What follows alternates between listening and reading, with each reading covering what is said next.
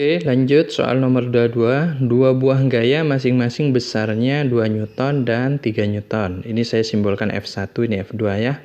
Memiliki titik pangkal yang sama dan membentuk sudut alfa. Jika resultan kedua gaya sebesar akar 7, jadi F resultannya akar 7, maka nilai kosinus sudut alfa adalah titik-titik.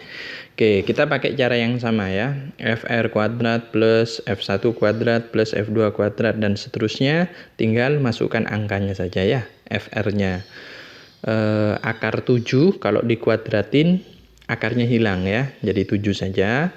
Terus 2 dikuadratin 4, 3 dikuadratin 9 ya.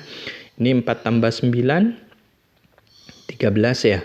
Pindah ruas, 7 dikurangi 13 sama dengan negatif 6. 4 kali 3, 12. Ya, berarti 12-nya pindah ruas. Karena yang ditanyakan cos alfanya nih. Berarti cos alfa negatif 6 dibagi 12. Dapat negatif setengah. Jadi jawabannya yang A. Terus nomor 23. Di antara pernyataan yang tidak benar adalah... Oke, option A, jarak adalah panjang lintasan yang ditempuh. Ini benar, jarak itu panjang keseluruhan yang ditempuh ya. B, perpindahan adalah perubahan kedudukan atau posisi. Betul, perpindahan itu perubahan posisi yang dilihat hanya titik awal dan titik akhir.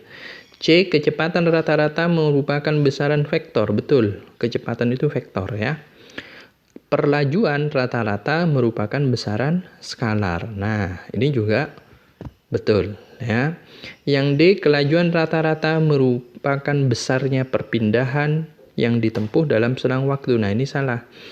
Kalau kelajuan, perhatikan di sini konsepnya. Kelajuan rata-rata itu adalah jarak dibagi waktu karena kelajuan masuk besaran skalar. Jarak juga skalar. Tapi kalau kecepatan pasangannya adalah perpindahan, sama-sama vektor soalnya ya. Jadi yang tidak benar adalah yang D. Terus nomor 24, sebuah mobil bergerak 40 km ke arah timur. Timur itu ke arah kanan ya kalau di peta. Kemudian berbalik menempuh jarak 20 km ke arah barat. Barat itu berarti ke kiri.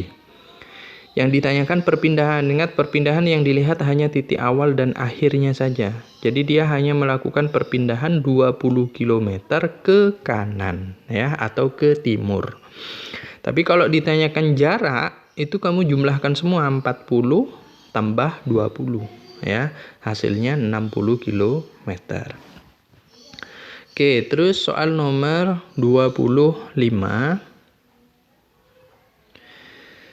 Grafik hubungan antara kecepatan, perpindahan, dan waktu pada gerak lurus beraturan. Pada grafik GLB di atas yang benar adalah, oke, kita ingat konsep GLB. GLB itu kecepatannya konstan atau tetap.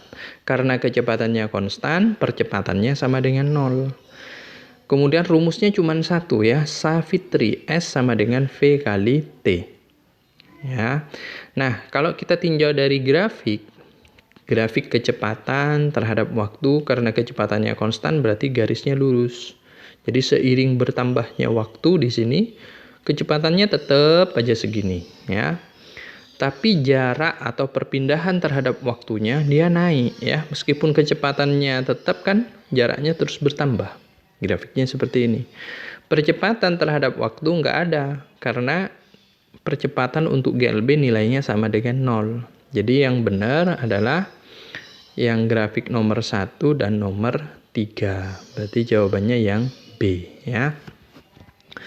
Oke, terus soal nomor 26. Seorang anak bersepeda dengan lintasan lurus mula-mula bergerak sejauh 30 meter ke arah barat. Nah, ke kiri berarti ya.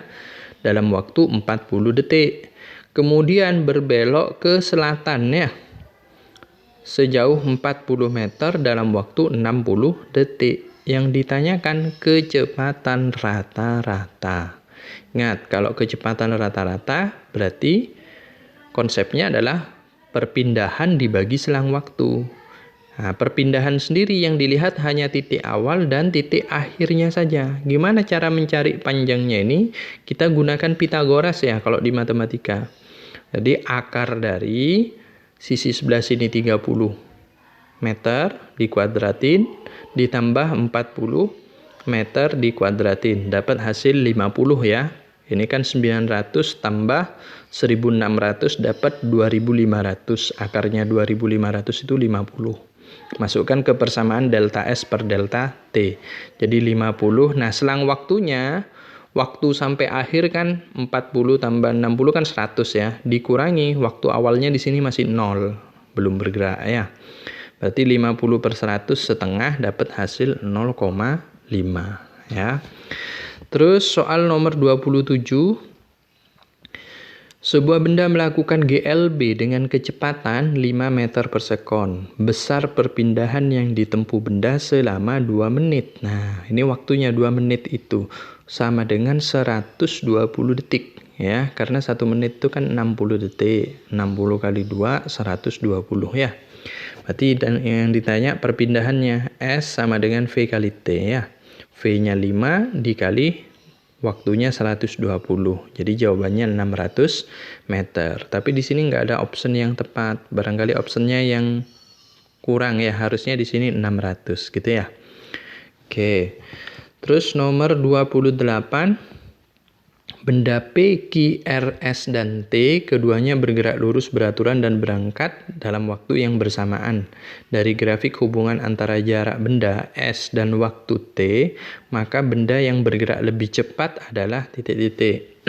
Oke, ini grafiknya T, S, R, Q, P ya. Nah, konsepnya begini, semakin curam, semakin cepat dia bergerak. Semakin landai, semakin lambat. Yang curam itu yang T nih. Ya, sementara yang landai itu yang P. Kok bisa yang curam itu makin cepat? Kamu coba lihat di sini. Ini jarak yang ditempuh besar loh, tetapi butuh waktu yang sangat singkat dibandingkan dengan yang P. P itu kan jaraknya hanya kecil, tapi butuh waktu yang lama. Pasti ini lambat gerakannya ya. Jadi nomor 28 jawabannya yang E. Terus nomor 29. Sebuah benda bergerak lurus beraturan di atas lintasan lurus. Lihat tabel jarak yang ditempuh dan waktu tempuhnya. Maka besar kelajuan rata-rata dari detik ke 1 sampai detik ke 6 adalah titik-titik. Oke. Hati-hati yang ditanyakan kelajuan rata-rata. Kelajuan rata-rata konsepnya adalah jarak. Berarti kalau jarak dijumlahkan semua ya. Nah, kebetulan di sini hasilnya positif sih. Jadi nggak ada masalah ketukar dengan perpindahan ya. Coba benda detik ke 1 kan posisinya negatif 8. Kemudian detik kedua dia berpindah posisi ke negatif 2. Berarti benda ini sebenarnya sudah berpindah 6 meter ya ke kanan. Kemudian dari negatif 2 ke 6. Berarti kan min 2 ke min 1. 0, 1, 2, 3, 4, 5, 6. Berarti kan ketambahan 8. Terus seperti itu dapat hasil jarak yang sudah ditempuh 35. Kemudian selang waktunya dari detik ke 1 sampai detik ke 6 kan selisihnya 5. Berarti 35 dibagi 5 berapa? 7 meter per sekon. Ya. Terus soal terakhir nomor 30. Sebuah benda bergerak lurus beraturan di atas lintasan lurus. Nah, ini S jaraknya, T itu waktunya. Yang ditanyakan maka besar kelajuan sesaat pada detik kedua. Kalau ditanyakan kelajuan sesaat, ya sudah. Jarak yang dipakai ya jarak saat itu juga. Berarti 10 dibagi dengan 2. Dapat berapa? 5 meter per sekon. Jadi jawabannya yang A. Oke.